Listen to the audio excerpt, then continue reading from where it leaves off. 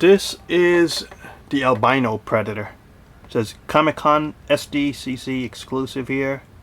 New and improved articulation and unique shoulder armor.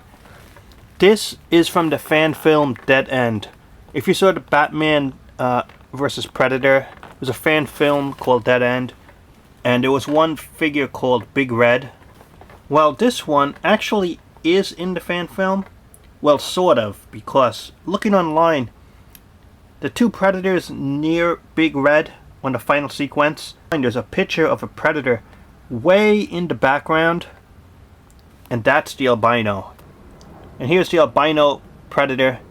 It has a pretty interesting story that they made up for him.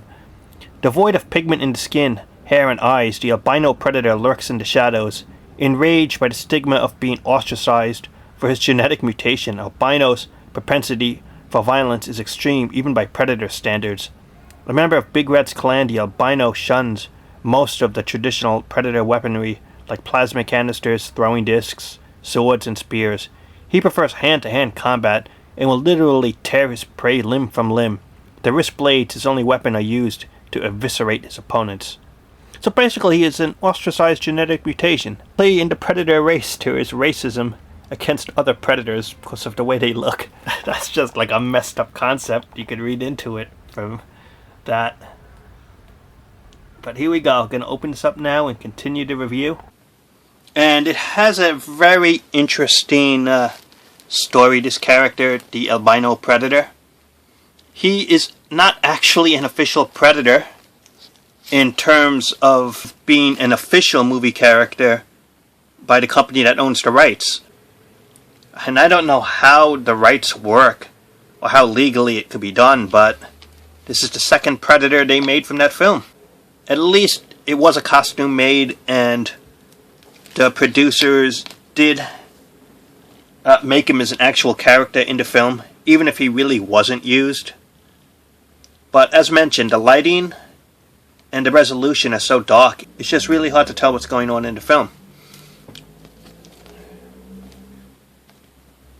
So with all that said, albino here, supposed to live up to the name. He has no color in the skin really, no color in the hair. And the eyes, it's pretty tough to tell, but he does have like dots for the eyes and just the whites around it. So he has no real color to the character. From the card description, he seems to be ostracized even from regular predators who don't want him around.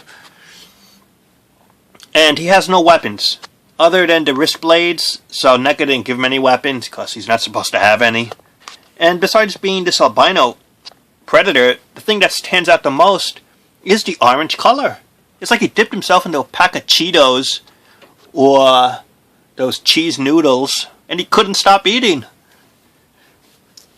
I mean, just look at the orange, the way it's just here. It's like right in the feet. This is the back view. You could see the orange coloring. Even on the top of the head here. I mean, this Predator really got it going on, that color. Trying to make it look cool, huh? Is that his idea? Even though this uses the same basic mold that NECA's been using to make their Predators, I can't blame him because you might as well recycle it in terms of Predators because it would cost too much to make each figure unique. And before I get to the articulation, I want to show you the detailing on it. You could see, hopefully it's going to come in clear, the face, it has like some black marks and the orange. Has the same open mouth. It's hard to tell exactly which Predator head they used, but I'm sure it's just a repaint of something they already made before. It's not 100% unique sculpt for the head. I'd be surprised if it was. So standard Predator head here. This piece might be new because in the packaging it says unique shoulder armor. So maybe this piece is a little new. This is like old reuse here. Gotta be careful here with the articulation because the piping here and there's a wire here.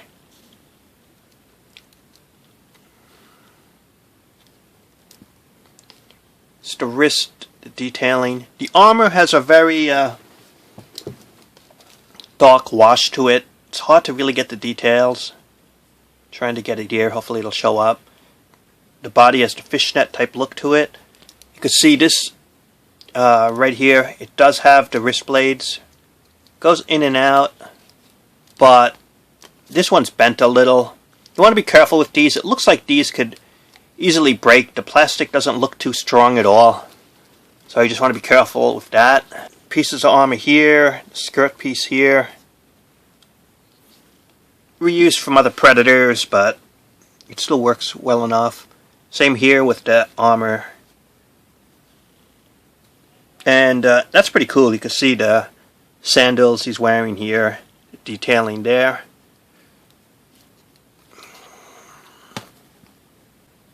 It's quite a talked about figure online. And who knows, maybe 20th Century Fox, the owners of the Predator license, maybe they're kind of jealous that they didn't think of the idea first. Because now if they wanted to officially make it, the idea has already been used first by someone who's not officially licensed to have any Predator merchandise officially. Going for the articulation. The head is ball jointed, really nice. You get the up and down poses. You could get him into those Predator type poses with the head, real easy. Shoulders can go in or out, up or down. But on this one you want to be careful because of the piping here. The elbows, one point of articulation, and you can spin it around. Like that. The hands can spin at the wrist, and they go in or out a bit. And it has that open hand pose. This hand is very common for just about all the Predators that NECA makes. Would have been nice for a little variety, maybe different hands there. No articulation here, but the waist does have articulation. You can spin it. And it thankfully has the new ball joints that they've been using on the Predators. So you got side to side, you got the up and down, and you got the upper articulation over here. You have double knees, and it has the kneecap protection there. And the feet, you can spin it, and up and down. Same here. Overall, the Albino Predator, really, I'm surprised that NECA made it, not only because it's in a fan film, but he's not one of the ones that is clearly shown in the fan film, if at all, because behind the scenes you did see him in a production photo. He's way in the back behind Big Red and those three, and it's like, even though there's pictures of him online on the fan film, I thought he was one of the Predators near Big Red in the final scene, because it's so dark that the details are really hard to tell what's going on. But he was made for that fan film at the very least, even if you don't see him there. And probably one of the reasons they made this character was it was cheap to make the repaint. It didn't have weapons. And it looks like, even though he's an albino, that he really got into some Cheetos packs. Really is a fan of Cheetos, maybe. Maybe he was trying to be the new spokesman for the company instead of, was that Chester Cheetah? You have Chester Albino right here. And if it's not too much money, this exclusive, if you could find it probably on Amazon or eBay, I would recommend it. I do like getting Predators that are more established in films, even fan films like this. And it just looks cool. It really looks different from other Predators. And definitely could have used more accessories, but with that said, it just looks cool on the display. So that's the review. Comment, subscribe, and thanks for watching.